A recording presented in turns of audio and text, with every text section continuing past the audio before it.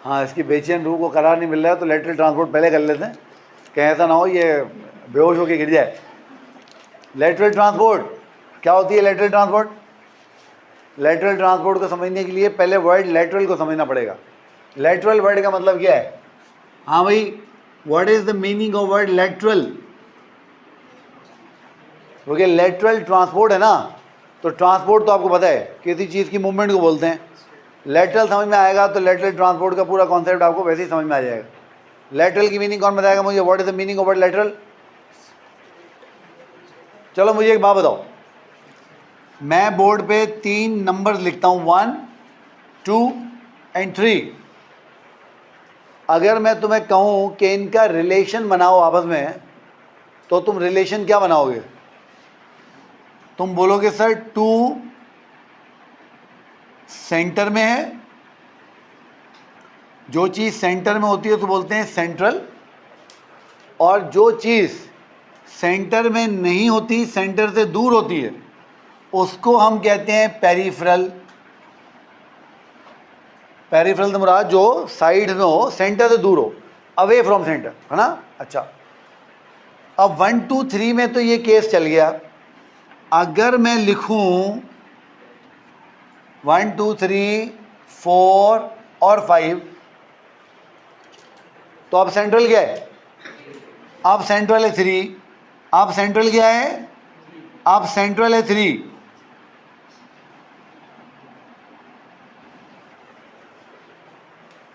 One और 2 भी peripheral हैं, 4 और 5 भी पेरिफेरल हैं।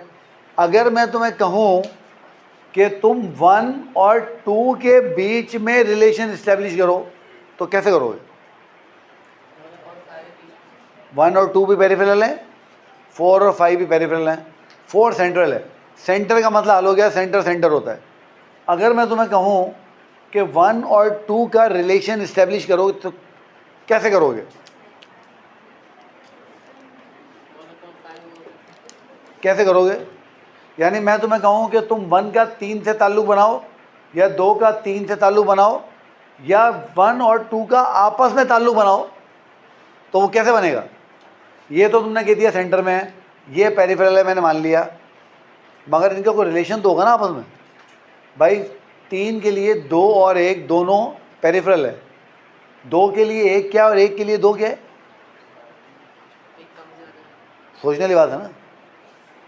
अभी हम पोजीशन की बेस पे रिलेशन को एस्टेब्लिश करना चाह रहे हैं, ठीक है? अगर ध्यान से बात समझना, बिल्कुल हम लोग क्या करना चाह रहे हैं? पोजीशन की बेस पे रिलेशन को एस्टेब्लिश करना चाह रहे हैं। तो हम क्या कहते हैं कि यार 2 और 4 सेंटर के नज़दीक हैं, 1 और 5 सेंटर से दूर है, ऐसे बोलते हैं ना। इसी चीज़ को साइंटिफिक ज़बान में एक टर्म दे देते हैं। जो चीज़ सेंटर के सेंट्रल पार्ट के नज़दीक होगी उसको मैं बोलूँगा मीडियल। इसको भी मैं क्या बोलूँगा? मीडियल। क्यों मीडियल क्यों बोलूँगा? सेंटर के नज़दीक है। और जो चीज़ दूर होगी उसको मैं बोलूँगा लेटरल। उसको मैं क्या बोलूँगा? उसको मैं बोलूँगा लेटरल। अब मैं बोलूँगा 4 मीडियल है, 2 मीडियल है, 1 लेटरल है, 5 लेटरल है। जिसको ये टर्मिनोलॉजी पता होगी वो फ़ौरन समझ जाएगा कि यार अगर 3 सेंट्रल है तो 2 उसका मीडियल होगा, 1 उसका लेटरल होगा। बात समझ में आई या नहीं आई? बात समझ में आई या नहीं आई? आ गई? इसी को अब मैं थोड़ा सा देखो मज़ीद तुम्हारे लिए मैं थोड़ी ज़िंदगी में मुश्किलात पैदा करने की करता हूँ कोशिश। थोड़ी सी ज़िंदगी में मज़ीद तुम्हारी में मुश्किलात पैदा करता हूँ। मैंने नंबर एक्सटेंड कर दिए अप टू 7। मैंने नंबर कहाँ तक एक्सटेंड कर दिए? Up to 7। पहला काम क्या करोगे? सेंटर एस्टेब्लिश करो। कहाँ है सेंटर? 4 इसका सेंटर है, 4 इसका सेंटर है, एग्री। 3 क्या होगा? मीडियल होगा। 5 क्या होगा? मीडियल होगा, सही है। 2 क्या होगा? लेटरल होगा। लेटरल होगा, हाँ। अरे जालिमो, ऐसे कैसे काम चलेगा?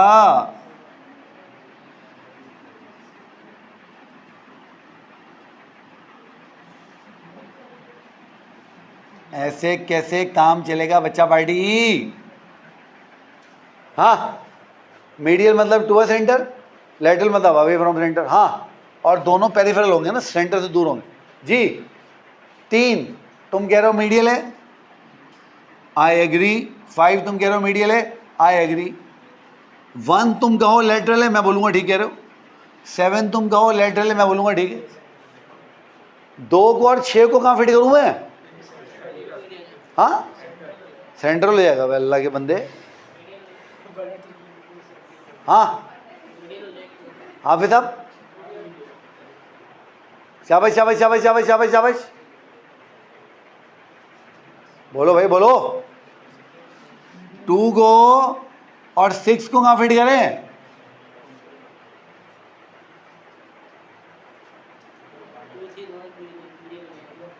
वो कह रहा 2 और 3 दोनों मीडियल हो जाएंगे।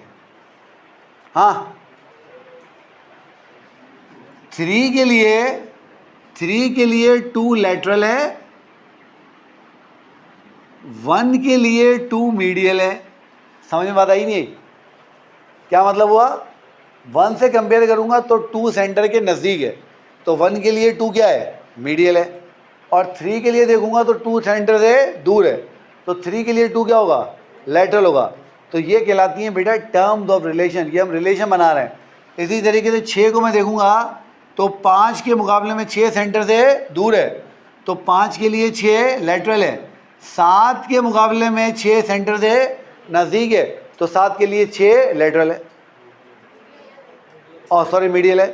तो पता ये चला कि ये टर्म्स इंटरचेंजेबल टर्म्स हैं, चेंज होती रहेंगी। मिसाल के तौर पे अब अगर मैं लिख दूं 1 2 3 4 5 6 7 8 और 9, तो सेंटर क्या हो गया?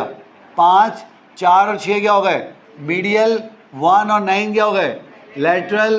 2 1 के लिए मीडियल, 1 2 के लिए लेटरल। इसी तरीके से 3 के लिए 2 लेटरल, 2 के लिए 3 मीडियल। बात समझ में आ रही है? तो जो सेंटर के नज़दीक होगा वो मीडियल, जो सेंटर से दूर होगा वो लेटरल। समझ में बात आई या नहीं आई? भाई बात समझ में आ गई सबको? किसी को टेंशन तो नहीं हो रही? तो आओ, अगर आपको ये कॉन्सेप्ट समझ में आ गया है तो आओ फिर मैं एक हसीना का यहाँ पे चेहरा बना दूँ। ये इसकी खूबसूरत नाक टेढ़ी हो गई है थोड़ी सी,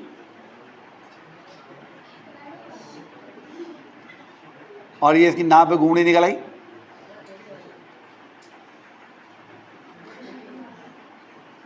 क्या कह रहे हो? क्या कह रहे हो? तुम्हें हसीना बेटा ऐसी ही मिलेगी। अब इधर आ जाओ, ये क्या हो गई इसकी? हाँ, कह रहा नाक टेढ़ी हो गई। तुम्हें बेटा ऐसी हसीना मिलेगी, तुम फिक्र नहीं करो। ये इसकी नशीली आंखें,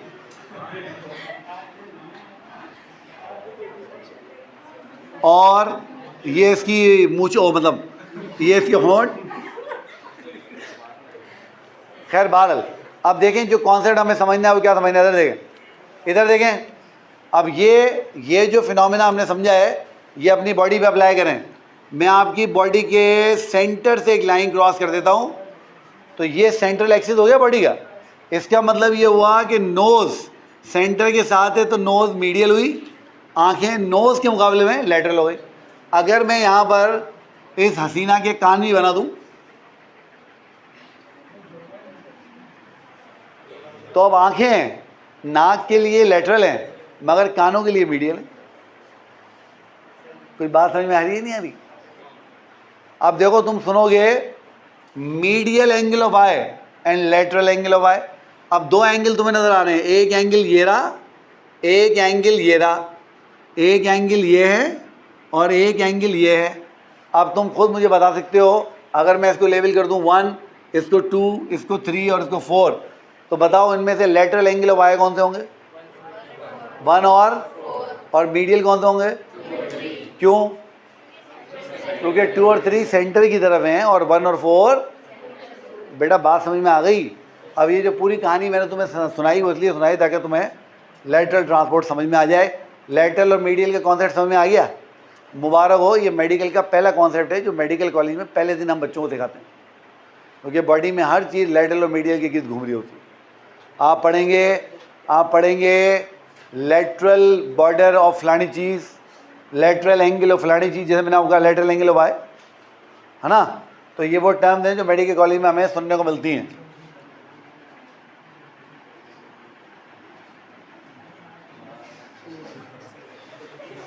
अब वो हसीना पूरी हो गई जो इसको मिलेगी।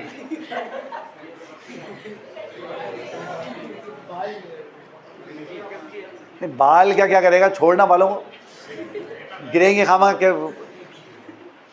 इलाज करवाना पड़ेगा। इसको मिटा दूं, इसको मिटा लें।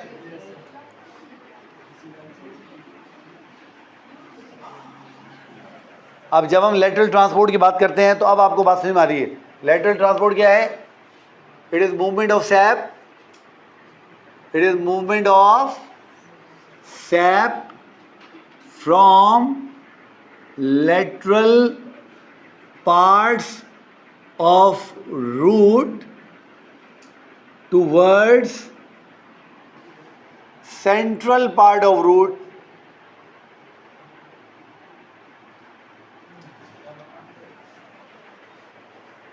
लेटरल ट्रांसपोर्ट क्या है?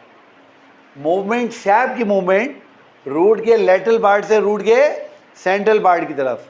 इसके लिए आपको थोड़ा सा समझना होगा रूट का स्ट्रक्चर। अगर आप रूट का ट्रांसफर सेक्शन देखेंगे तो ये आपके प्लांट की रूट का ट्रांसफर सेक्शन है। मैंने लिखा जी TS ऑफ रूट, यानी ट्रांसफर सेक्शन ऑफ रूट। सही है। जब आप रूट को देखते हैं तो आपको एक अजीबोगरीब चीज़ नज़र आती है। रूट में आपको बहुत सारे इस तरीके से माइक्रोस्कोपिक हेयर लाइक स्ट्रक्चर नज़र आते हैं, और आप ये बात अच्छी तरह जानते हैं कि इन हेयर लाइक स्ट्रक्चर्स को आप और मैं रूट हेयर बोलते हैं। और ये बात मैं आपको कई दफ़ा समझा चुका हूँ कि जाइलम, जिसने असेंट ऑफ सैप करवाना है, पानी को ऊपर लेके जाना है, वो आपको हमेशा रूट के सेंटर के अंदर मिलेगा। कुछ बात समझ में आ रही है? अब हमने क्या करना है? हमने कुछ भी नहीं करना। हमने रूट के लेटरल पार्ट से, जो कि रूट हेयर होगा, वहाँ से सैप को मूव करवाना है। कहाँ पर? Toward central part of root. और वो सेंट्रल पार्ट ऑफ रूट क्या होगा? ऑब्वियसली जाइलम होगा। तो रूट के लेटरल पार्ट से रूट के सेंट्रल पार्ट तक सैप की जो मूवमेंट होती है, इस मूवमेंट को आप और मैं क्या बोलते हैं? लेटरल ट्रांसपोर्ट बोलते हैं। तो लेटरल ट्रांसपोर्ट क्या बताओ मुझे? It is the movement of sap from the lateral parts of root towards central part of root. अब जो लेटरल पार्ट होता है रूट का, तो lateral part of root is epidermis, क्योंकि किसी भी प्लांट के पार्ट का सबसे बाहर वाला पार्ट एपिडर्मिस होता है, मैंने बताया था आपको। और एपिडर्मिस में यहाँ पे क्या होगा? इट इज इक्विप्ड विथ, यहाँ पर बहुत सारे इसके साथ लगे हुए होंगे रूट हेयर सेल। मैं वो अभी आपको समझाता हूँ। lateral part of root is epidermis and central part of root is क्या हिसाब है बताओ मुझे? जाइलम वेसल है। अब ये काम कैसे होगा इसको हमें थोड़ा समझना है, मगर उससे पहले मुझे आपको प्लांट के किसी भी पार्ट के कौन कौन से लेयर्स होते हैं वो समझाने पड़ेंगे, अदरवाइज बात समझ में नहीं आएगी हमें। ठीक हो गया ना? तो इसको मैं मिटा देता हूँ। अब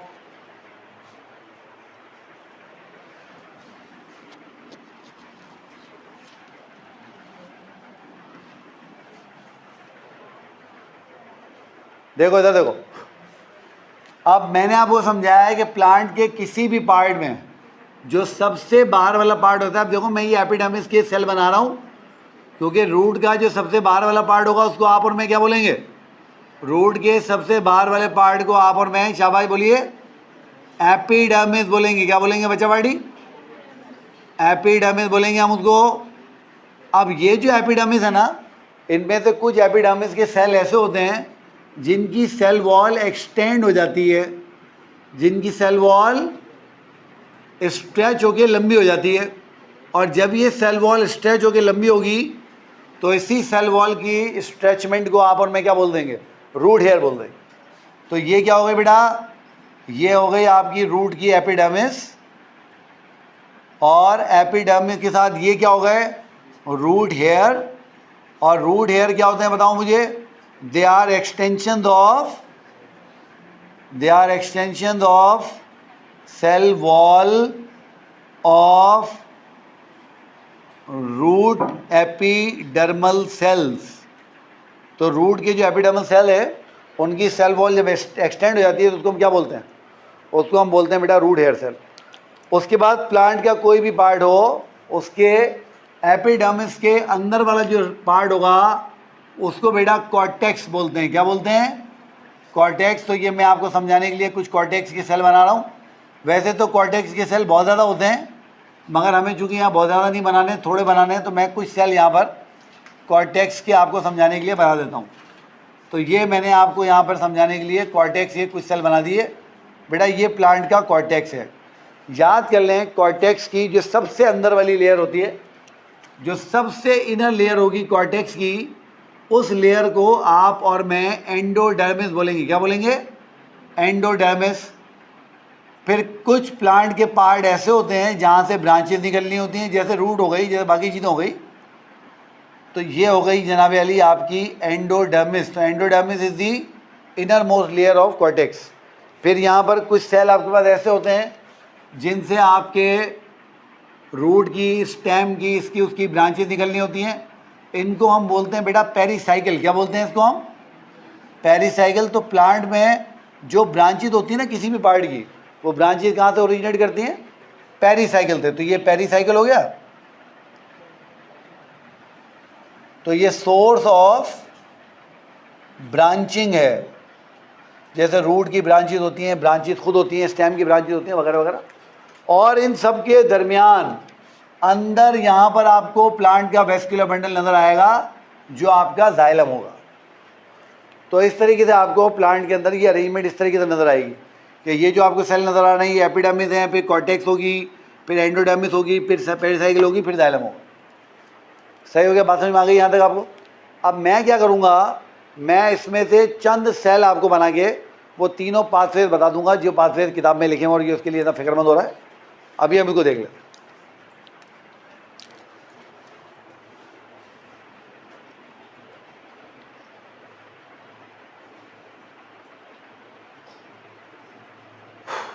इसको मिटाऊं? मिटा दूं उसको? अब देखो, इधर देखो,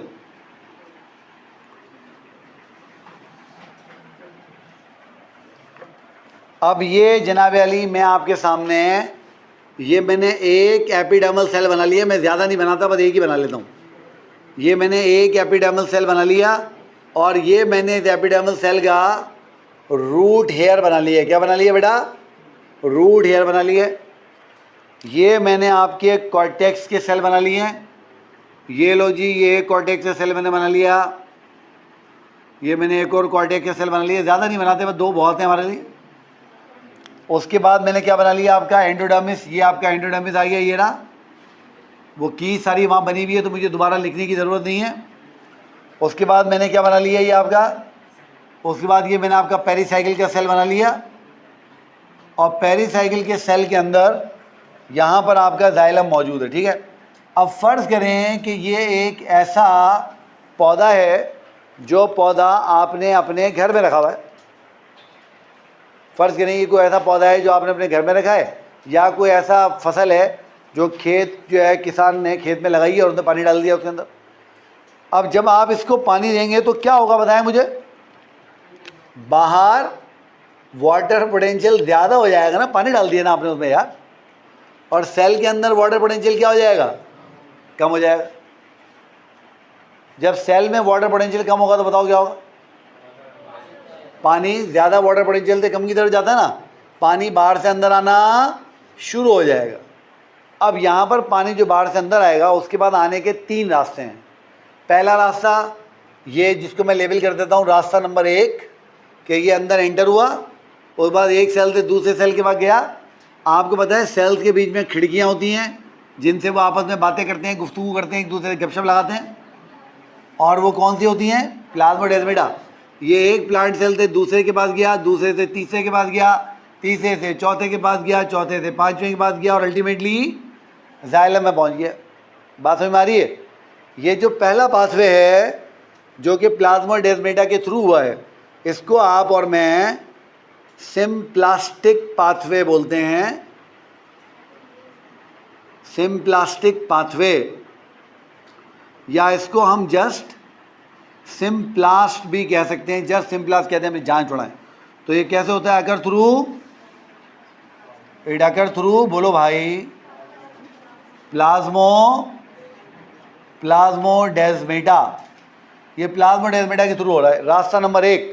रास्ता नंबर 2 कि वाटर आया और आके सेल के अंदर एंटर होने की बजाय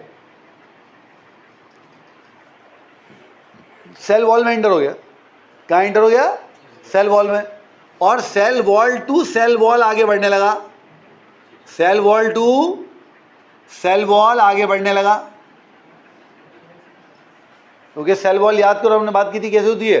हाइड्रोफिलिक होती है, वाटर एब्जॉर्ब कर लेती है ना। ये जो दूसरा पाथवे बना आपका, इसको आप और मैं एपोप्लास्टिक पाथवे या जस्ट एपोप्लास्ट कह देते हैं, अपनी जान छुड़ाते हैं। और ये कैसे होती है? It occur through hydrophilic cell wall. तीसरा पाथवे, प्लांट, ये जो अपना वाटर मॉलिक्यूल होते हैं, इनकी काइनेटिक एनर्जी बहुत ज़्यादा होती है। इतनी ज़्यादा होती है कि वाटर मॉलिक्यूल आते हैं और किताब क्या प्यारा जुमला लिखती है, वो लिखती है ये सेल्स को ऐसे फाड़ते हुए गुजर जाते हैं जैसे गोलियां किसी बॉडी को फाड़ती हुई चली जाए। आप किसी पे गोली चलाएंगे और कोई बड़ी गोली, बड़े साइज़ की, हाई वेलोसिटी से वो गोली चलेगी तो क्या होगा? जो भी चीज़ उसके सामने आएगी तो क्या होगा? वो उसको जो है वो फाड़ती हुई जो है निकल जाएगी। बिल्कुल इस तरीके से ये पानी, क्या सेल वॉल, क्या सेल मेम्ब्रेन, क्या साइटोप्लाज्म, सबको फाड़ता हुआ चला जाएगा। ये जो पाथवे, तीसरा पाथवे, इसको हम कहते हैं बेटा सेल्यूलर पाथवे। क्या बोलते हैं? Cellular pathway. तो यहाँ पे क्या होते हैं? जो हाई एनर्जी वाटर मॉलिक्यूल होते हैं, high energy water molecules passes through cell like bullets from body,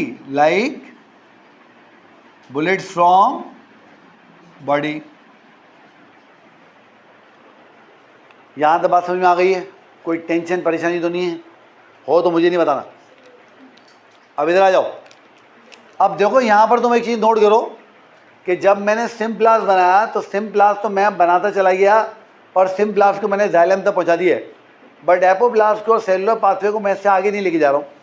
उसकी रीज़न क्या है? उसकी रीज़न ये है कि जब हम देखते हैं जिस जगह एंडोडर्मिस होती है, एंडोडर्मिस की वॉल के अंदर वैक्स की एक लेयर होती है। किसकी लेयर होती है? वैक्स की एक लेयर होती है। वैक्स याद है तुम्हें?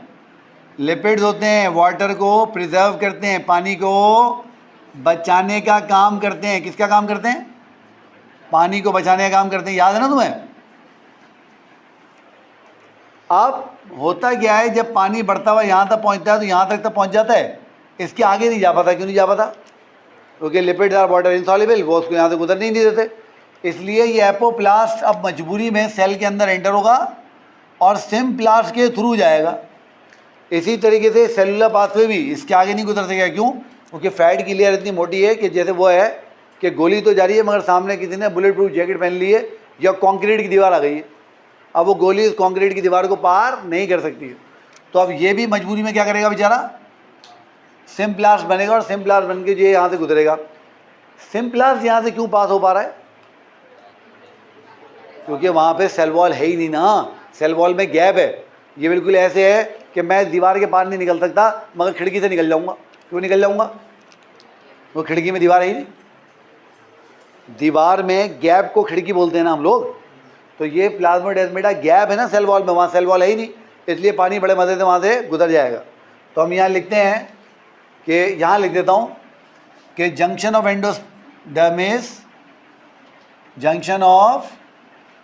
Endodermis is lined with Casparian belt, ठीक है, which is a wax layer, जो कि एक वैक्स की लेयर है, और तो क्रॉस करने का एक ही तरीका है, only way to cross it is simplest.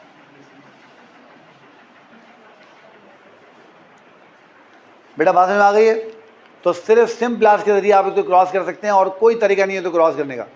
इसीलिए अब याद करो, वो लगाओ हिसाब कि ट्रांसपैरेशन हुई, लीफ से पानी गया, लीफ ने पानी किससे खींचा? अपनी जाइलम से। जब लीफ की जाइलम ने लीफ को पानी दे दिया तो लीफ की जाइलम ने पानी कहाँ से खींचा? ब्रांच की जाइलम से। जब ब्रांच की जाइलम ने अपना पानी लीफ को दे दिया तो उसने पानी कहाँ से खींचा? स्टेम की जाइलम से। स्टेम की जाइलम ने जब पानी ब्रांचेस को दे दिया तो उसने पानी कहाँ से खींचा? रूट की जाइलम से। और जब रूट की जाइलम ने पानी दिया तो रूट ने पानी कहाँ से खींचा? रूट से। और रूट से पानी कहाँ से खींचा? सॉइल से। और इस तरीके से पूरा चेन बन गया। लो भाई, हो गया तुम्हारा लेटरल ट्रांसपोर्ट। सर अब ठीक है, शुक्रिया। ये लेटरल ट्रांसपोर्ट आपका पूरा हो गया। अब आप इसको देखिए, कोई सवाल है तो मुझे बताइए, फिर हम आगे चलते हैं और अपना मज़ीद काम करते हैं।